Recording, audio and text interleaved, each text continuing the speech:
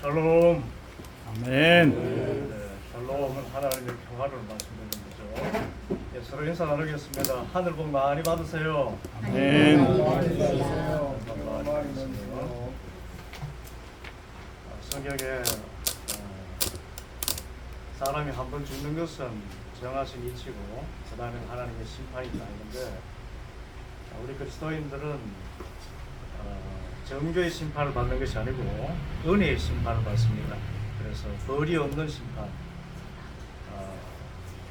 이것은 예수 믿어서 구원받는 그 은혜를 누릴 뿐만 아니라 이 땅에서 어떻게 선한 일을 하고 착한 일을 했느냐에 따라서 상급이 주어지는 것입니다.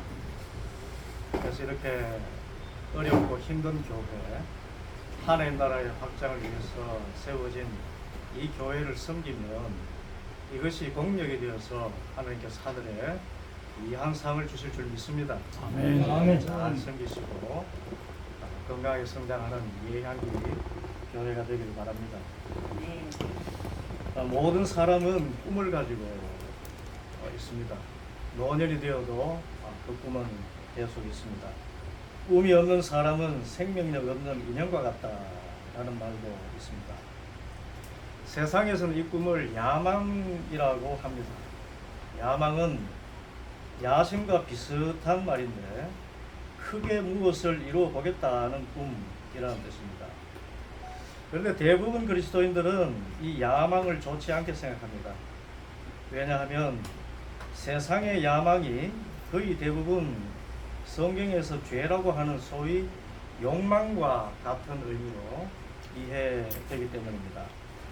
그런데 본래 의미 그대로 야망은 우리 그리스도인에게 아주 필요한 것입니다.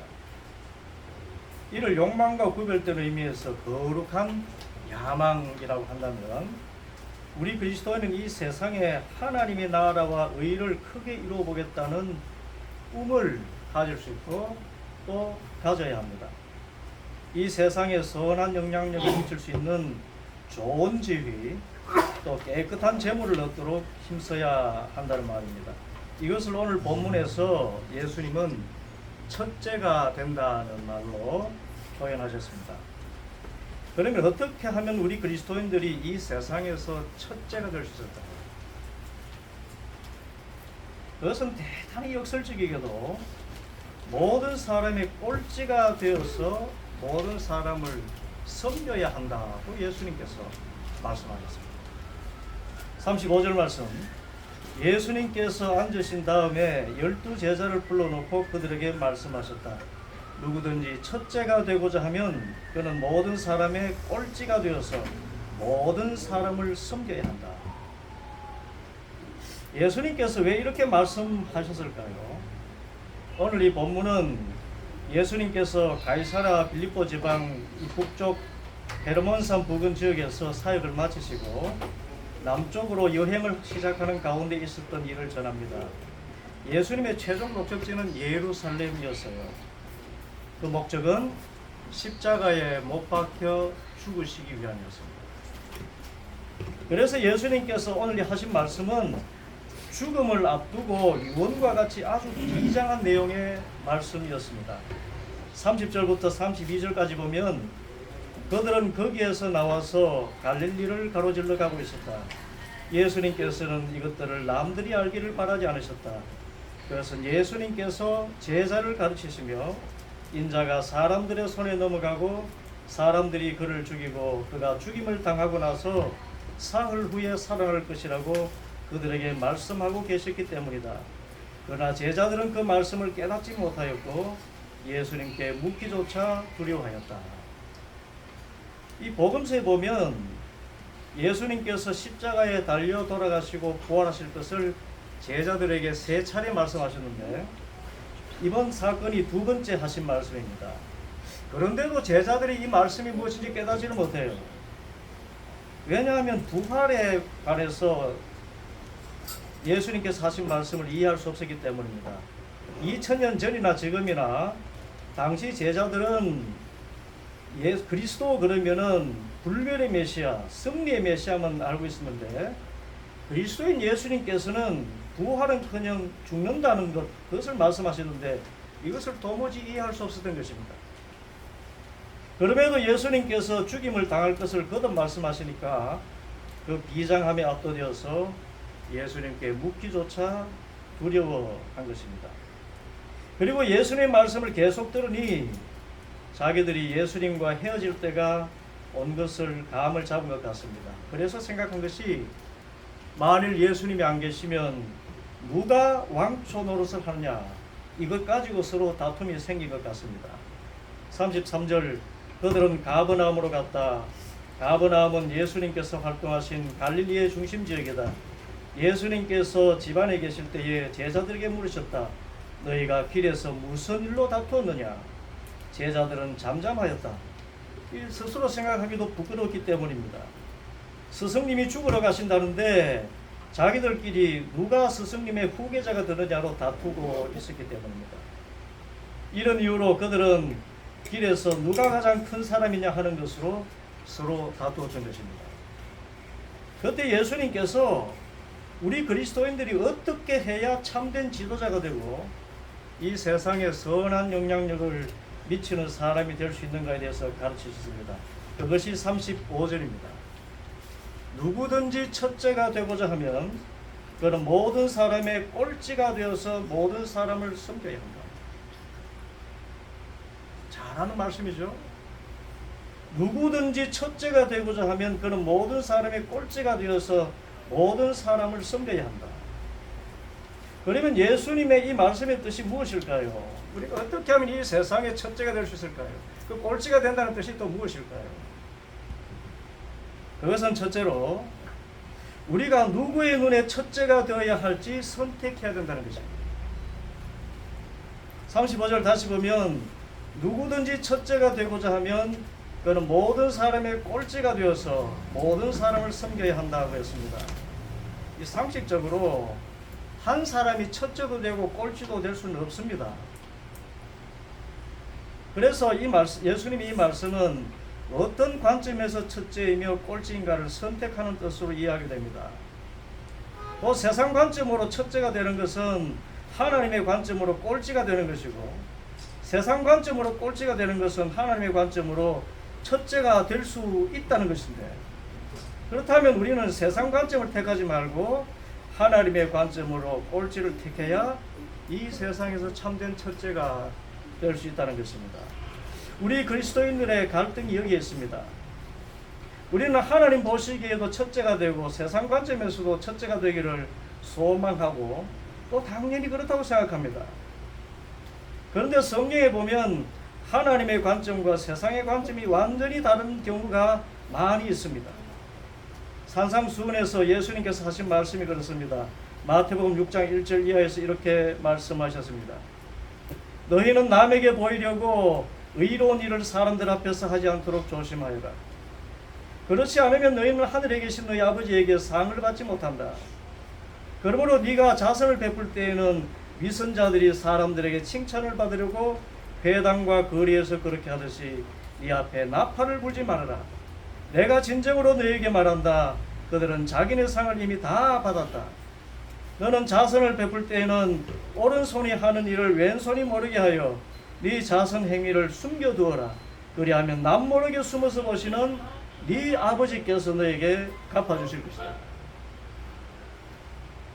세상은 좋은 일하고 의로운 일을 했다면 그것을 사람들에게 잘 알려야 성공한다고 생각합니다.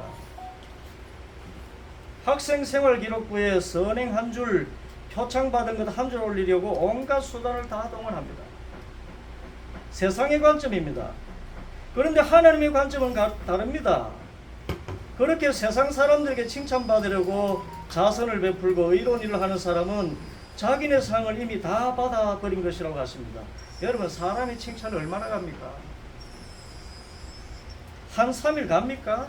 1년 좋습니다. 10년이라고 하십시다. 그런데 하나님께서 갚아주시는 상은 영원한 상급이고 하늘의 상입니다. 비교할 수가 없습니다. 그런데 하나님의 관점은 의로운 일, 선한 일은 남 모르게 숨어서 해야 진짜 빛이 나고 잠깐의 칭찬과는 비교할 수 없는 영원한 영광의 중한 것을 받게 된다고 말씀하시는 것입니다. 그러므로 우리가 이 세상에서 첫째가 되려면 세상이 알아주는 것보다 하나님이 알아주는 사람이 되기를 바라고 하나님이 기뻐하시는 방법을 선택해야 됩니다. 그래서 우리가 첫째 되는 것은 거의 매일 반복되는 일상에서 선택입니다. 내가 하나님을 기쁘시게 하랴 사람을 기쁘게 하랴. 매 사건마다 우리는 이것을 선택해야 돼요. 이것이 하나님을 기쁘시게 하냐 사람을 기쁘게 하냐. 그래서 먼저 하나님의 나라와 의를 이루는 길을 선택하고 항상 하나님께서 기뻐하신 일을 선택해 나가면 지금 당장은 세상에서 뒤처지는 것 같고 꼴찌가 되는 느낌이 들지만 마지막에 웃고 끝에 가서 최정상에 서는 영광을 얻게 되는 것입니다. 여기 계신 우리 예향기 교회 성도들 모두가 언제나 하나님이 기뻐하시는 일, 하나님께서 원하시는 방법을 제일 먼저 선택해서 이 세상에서 첫째가 될 수 있게 되기를 바랍니다. 둘째로 우리가 첫째가 되려면 오늘 예수님 말씀 그대로 모든 사람을 섬기는 사람이 되어야 됩니다. 35절 다시 보면 누구든지 첫째가 되고자 하면 그는 모든 사람의 꼴찌가 되어서 모든 사람을 섬겨야 합니다. 예수님의 말씀이에요. 이 말씀대로 하면 우리는 주위의 사람들을 섬기고 또 섬겨서 주위에 내가 섬길 사람이 더 이상 남아있지 않는 위치, 이것을 우리는 꼴찌라고 이야기합니다. 다 섬겨서 더 이상 섬길 사람이 없는 제일 마지막 위치를 꼴찌라고 합니다. 이 꼴찌의 자리에 내려갈 정도로 섬기면 우리는 진정한 첫째가 된다는 것입니다. 여러분, 이런 역설이 어디에 있습니까? 이것은 세상의 가치관을 완전히 거스르는 것입니다. 세상은 할 수만 있으면 자기와 비슷한 사람을 누르고 자기보다 높은 사람을 끌어내려야 첫째가 된다고 생각합니다. 그런데 예수님은 할 수만 있으면 주위 사람을 섬겨야 진정한 첫째가 된다고 말씀합니다. 그런데 조금만 이 말씀을 더 깊이 묵상하면 예수님의 말씀이 진리임을 깨닫게 됩니다. 왜 그렇습니까? 그 전에 우리는 섬김에 대해서 바른 이해를 가져야 됩니다. 여러분, 섬김이 무엇입니까? 섬김은 영어 말뜻 그대로 종이 되는 것입니다. 섬김, 서비스라는 말은 종, 서버라는 말과 같은 어원입니다. 여기에서 우리는 심각한 고민에 빠집니다. 이 세상에서 성공은 종을 많이 두는 것이지요. 내 밑에 사람 많이 두는 게 성공이라고 그러지 않습니까? 그런데 어떻게 주님은 우리가 종이 되고 또 종이 되어서 꼴찌가 되어야 첫째가 된다고 하신 것입니까? 이것은 섬김을 노예의식이나 굴종으로 오해하기 때문입니다. 여러분, 섬김의 바른 뜻을 바로 알아야 됩니다. 그것은 다른 사람의 필요를 채워주는 것이고 다른 사람을 성공시켜주는 것이 섬김입니다. 뭐가 섬김이라고요? 다른 사람의 필요를 채워주고 다른 사람을 잘 되게 해주는 것이 섬김이에요. 우리가 우리 주위의 사람의 필요를 채워주고 또 채워주는 일을 계속하면 우리는 어느새 이 세상에서 최고의 자리에 서게 된다는 뜻입니다. 왜 그렇습니까? 여러분, 가정에서 최고의 자리에 있는 사람이 누굽니까? 아버지와 어머니죠. 그런데 실제로 보면 어머니가 가정에서 최고의 위치에 있습니다. 아버지, 특별히 어머니는 자녀들의 필요를 채워주는 것을 사명으로 알고 살기 때문에 그렇습니다. 가장 낮은 자리에서 자녀들을 양육합니다. 그 섬김, 그 자녀들의 필요를 채워주는 그것 때문에 자녀들이 커서도 아버지 찾기보다는 어머니를 찾지요. 그리고 어머니의 말이 나중에는 그 가정에서 최고의 권위를 가진 말이 됩니다. 이 세상에서 자기보다 남이 더 잘 되기를 바라는 마음을 찾자면 바로 이 부모님에게서 찾으면 됩니다. 자녀들을 성공시키기 위해서 모든 희생을 다합니다. 어머니는 더합니다. 자녀들의 필요, 남편의 필요, 시부모님과 친정부모님, 친지의 필요를 채우는 것을 본분으로 알고 살아갑니다. 그래서 가정에서 첫째는 사실상 어머니예요. 그래서 인생에서 첫째가 되고자 하면 결혼해서 자녀들을 낳아서 희생해 보아야 됩니다. 그런 섬김의 삶을 살아보아야 첫째가 되는 것이 무엇인가를 알 수 있습니다. 지금 이 세대에 청년들이 결혼을 하지 않으려 그러죠.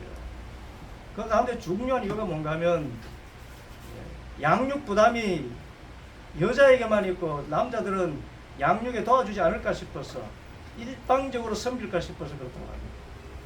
그런데 진정으로 섬기는 그런 자리에 들어갈 수만 있다면, 사랑 안에서 섬기는 것이 즐거울 수만 있으면 결혼을 하게 되는 것입니다.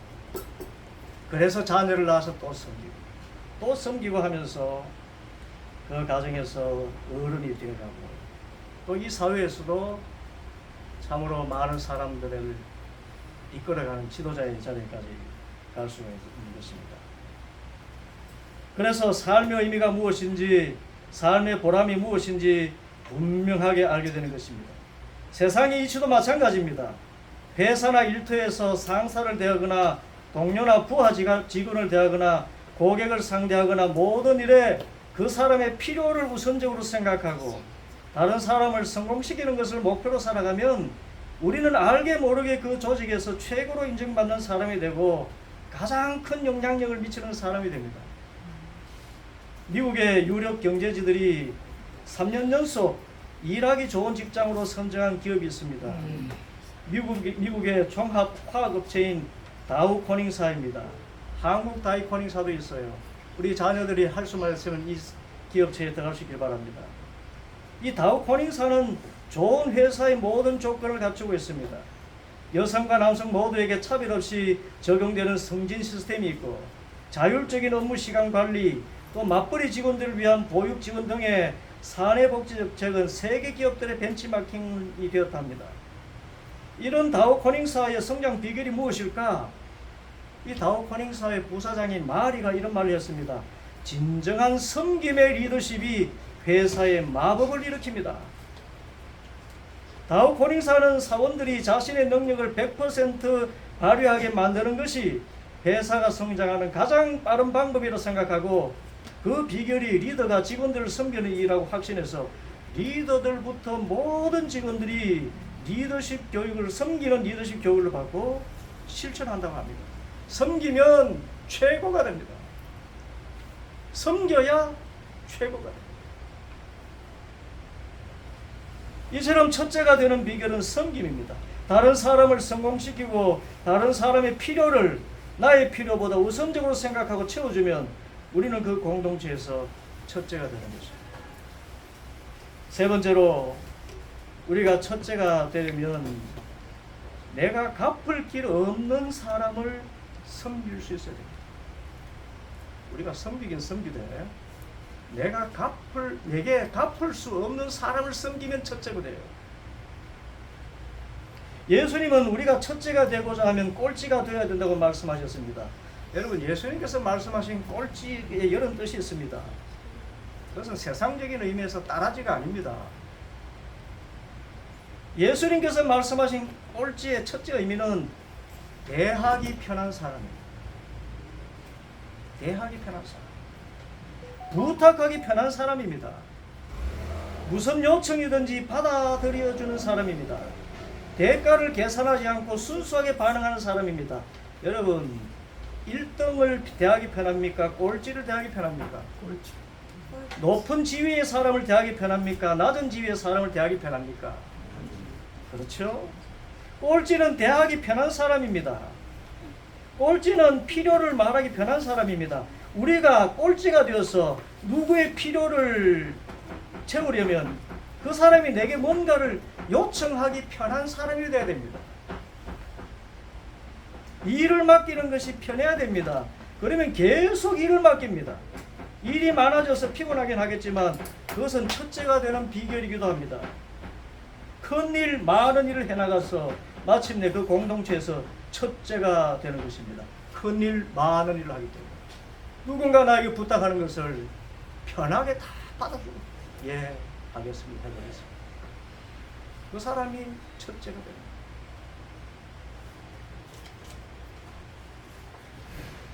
그래서 꼴찌가 되어야 첫째가 됩니다.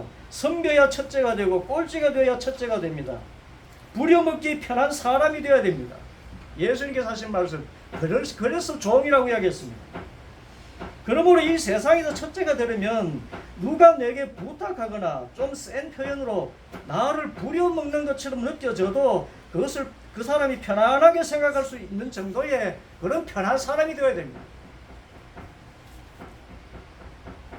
그렇게 편한 사람이 되어서 이웃의 필요를 언제나 채워주는 사람이 되면 그는 어느 틈에 그 사회에서 최고가 되어 있습니다. 주위를 보십시오. 내가 부탁하면 잘 들어주는 그런 사람들이 그 공동체에서 최고의 사람이 되어 있습니다. 그래서 이웃의 선한 영향력을 마음껏 끼칠 수 있으려면 이렇게 대하기 편하고 다른 사람의 요청을 잘 받아주는 사람의 모습을 가질 수 있어야 됩니다. 그 모습을 예수님은 어린이를 영접하는 사람이라고 비유적으로 말씀하셨어요. 37절, 누구든지 내 이름으로 이런 어린이들 가운데 하나를 영접하면 그는 나를 영접하는 것이요, 누구든지 나를 영접하는 사람은 나를 영접하는 것보다 나를 보내신 분을 영접하는 것이다. 여러분, 어린이는 조금만 대하기 불편해도 가까이 하지 않습니다. 조금만 얼굴이 험상궂게 생각되면 달아나 버립니다. 낯가리고 피하기 쉽습니다. 그런데 어린이가 스스럼없이 품에 안길 정도의 사람은 매우 푸근한 사람임에 틀림이 없습니다. 무슨 말을 해도 다 받아줄 만한 사람에게 어린아이는 안기는 것입니다. 우리가 센 표현으로 부려먹기 편하고 부탁하기 편한 사람이 될 때 우리는 섬기는 사람이 됩니다. 그리고 두 번째, 예수님께서 어린이들을 예로 드신 것은 내게 도움이 되지 않고 도움을 필요로만 하는 사람을 섬기라는 말씀이에요. 우리가 존경할 만한 분을 섬기고 나보다 연장자 섬기는 것은 할 수가 있지요. 그런데 나하고 비슷한 사람, 또 내가 존경할 만한 사람이 안 되는 사람을 섬긴다는 것은 매우 어려운 일입니다. 억지로 하게 되지요. 더욱이 전혀 나에게 도움이 되지 못할 뿐더러 내가 일방적으로 도와야 되고 일방적으로 사랑해야만 되는 사람을 섬기는 것은 사실상 불가능에 가깝습니다. 어린이가 그렇습니다. 아이들은 내게 돌려주는 것이 없고 도와줘도 갚지 못하는 사람입니다. 그들을 표현한 것이 어린이에요. 이들을 섬기는 것이 진정한 섬김이라고 예수님 말씀하시는 것입니다. 예수님 말씀은 너희가 섬기되 어린이처럼 일방적으로 도와줘도 갚을 수 없는 연약한 사람, 성가신 사람을 계속 일방적으로 사랑을 주고 관심을 쏟으라는 것입니다. 그리고 이 작은 자들을 섬김이 바로 예수님을 영접하는 것이라고 하셨어요. 내게 결코 갚지 못하는 사람, 내가 계속 일방적으로 쏟아부어야 되는 그런 사람을 섬기는 것이 예수님을 영접하는 것과 같다고 이야기했습니다. 37절, 누구든지 내 이름으로 이런 작은 자들 가운데 하나를 영접하면 그는 나를 영접하는 것이다. 여러분, 우리의 신앙생활의 목적은 예수님을 영접하여 섬기는 것이지요. 그런데 우리가 왜 예수님을 섬깁니까? 그것은 예수님께서 우리를 섬기셨기 때문입니다. 어떻게 섬기셨습니까? 우리가 아이를 섬기듯이 무조건적이고 일방적인 사랑으로 섬기셨습니다. 우리는 이것을 은혜라고 합니다. 갚을 수 없는 은혜, 무조건적인 은혜로 나를 구원하셨습니다. 이를 위해서 십자가 지기까지 나를 섬기셨습니다. 이처럼 우리가 이 세상에서 죄인이라고 비난받고 소외되고 병든 작은 자들을 섬기면 그것이 예수님의 은혜에 보답하는 삶이고 예수님을 주님으로 영접한 하나님의 자녀로서 가장 아름답고 보람된 삶이라는 것입니다. 더욱이 어린이들을 영접하면 그랬습니다. 어린이들을 영접하면 그랬어요. 이들 죄인과 작은 자들을 예수님 영접하듯이 존귀한 사람처럼 받아들이고 섬기면 예수님을 영접하고 섬기는 것과 같이 하늘에 큰 상이 있다는 말씀입니다. 이것을 예수님께서 마태복음 25장에서 비유하셨습니다. 마태복음 25장에 보면 인자가 자기 영광으로 모든 천사와 함께 올 때 모든 민족을 그들에게 그 앞에 모으고 양과 염소를 구분하는 것 같이 하시는데, 양을 오른편에 앉게 하시고 또 그들에게 창세로부터 예비된 나라를 상속받으라, 그렇게 복을 내리십니다. 그리고 그들에게 말씀하시기를, 마태복음 25장 35절 36절, 너희는 내가 줄일 때에 내게 먹을 것을 주었고 목마를 때에 마실 것을 주었으며 나그네로 있을 때에 영접하였고 헐벗었을 때에 입을 것을 주었고 영들어 있을 때에 돌보아 주었고 감옥에 갇혀 있을 때에 찾아주었다 할 것이다, 그랬습니다. 이들이 우리는 그런 일 했는 거 기억하지 못합니다, 그렇게 예수님께 대답하니까 이렇게 말씀하셨습니다. 마태복음 25장 40절, 내가 진정으로 너에게 말한다, 너희가 여기 내 형제 자매 가운데 지극히 보잘것없는 한 사람에게 한 것이 곧 내게 한 것이다. 어린이들 같이 작은 자들, 내게 갚을 길 없는 보잘것없는 사람들을 섬기면 곧 예수님을 섬기는 것과 같고, 마지막 날에 하늘의 큰 상, 하늘에서도 첫째가 되는 상을 받게 된다는 것입니다. 성경은 분명히 얘기합니다. 한 번 죽는 것은 사람에게 정한 것이고 그 다음에는 심판이 있다. 우리는 정죄의 심판이 아니라 은혜의 심판을 받는다 그랬습니다. 은혜의 심판은 벌은 없고 상이 있는 심판입니다. 그 상은 구원은 은혜로 받은 것이고 그 상은 이 땅에서 얼마나 섬겼느냐의 대가입니다. 그 상은 하늘에서 영원토록 빛나는 상급이에요. 이 땅에서 우리가 얼마나 작은 자들을 섬겼는지, 어린아이들 같이 내게 뭔가를 베풀 수 없고 내가 일방적으로 베풀어야만 되는 그런 연약한 사람들을 얼마나 섬겼느냐, 그것이 하늘에서는 상으로 차곡차곡 쌓여서 어떤 사람에게는 금과 같은 멸류관, 어떤 사람에게는 은과 같은 상급, 이런 것으로 쌓여진다는 것입니다. 그래서 우리는 이 땅에서 정말 섬기기를 정말 열심히 해야 됩니다. 섬기고 또 섬기면 하늘에서 첫째가 되어 있어요. 그리고 이 땅에서도 어느 틈엔가 첫째가 되어 있습니다. 섬기는. 오늘 이 말씀은 예수님께서 십자가 지시러 가는 길에 제자들에게 하신 말씀입니다. 누구든지 첫째가 되고자 하면 그는 모든 사람의 꼴찌가 되어서 모든 사람을 섬겨야 한다. 그리고 친히 하신 말씀, 마가복음 10장 45절, 인자가 온 것은 섬김을 받으려 함이 아니라 도리어 섬기려 하고 자기 목숨을 많은 사람의 대속물로 주려 함이니라. 예수님의 삶의 목적이 섬김이었는데, 그리스도인 우리, 예수님을 주님으로 섬기는 우리의 삶의 목적도 뭐가 되어야 되겠습니까? 섬김이어야 됩니다. 이 섬김은 굴욕이 아닙니다. 섬김은 다른 사람의 필요를 채워주고 다른 사람을 성공시켜주는 것입니다. 특별히 어린이같이 나에게 갚을 길 없는 연약하고 작고 보잘것없는 사람들, 이름 없이 빚도 없이 그들을 돌봐주고 섬기면 어느 틈인가 이 세상에서도 첫째가 되어 있고 하늘에서도 상이 쌓여 있어서 최고의 1등상을 받게 될 줄 믿습니다. 아멘. 아멘. 예수님께서 십자가를 지려고 오셔서 나를 섬기시고 나를 하나님의 자녀 삼아주신 그분, 우리 또한 섬김으로 말미암아 참 그리스도인으로서 이 세상에서도 첫째되고 하늘에서도 첫째가는 상급을 다 누리는 복된 성도들 되기를 축복합니다. 아멘. 기도하겠습니다. 아버지 하나님, 이 자리에 함께한 예향계 교회 성도들에게 복을 내려주시옵소서. 아버지 하나님, 무엇보다 하나님이시여 섬기는 자에게 주시는 첫째가 되는 복을 허락하여 주시옵소서. 하나님 아버지시여, 참으로 인자가 온 것은 섬김을 받으려 함이 아니라 도리어 섬기려 하고 자기 목숨을 많은 사람의 대속물로 주려 함이니라. 아버지 하나님, 저희들 하나님이 첫째가 되기 위해서 꼴찌가 되게 하여 주시옵소서.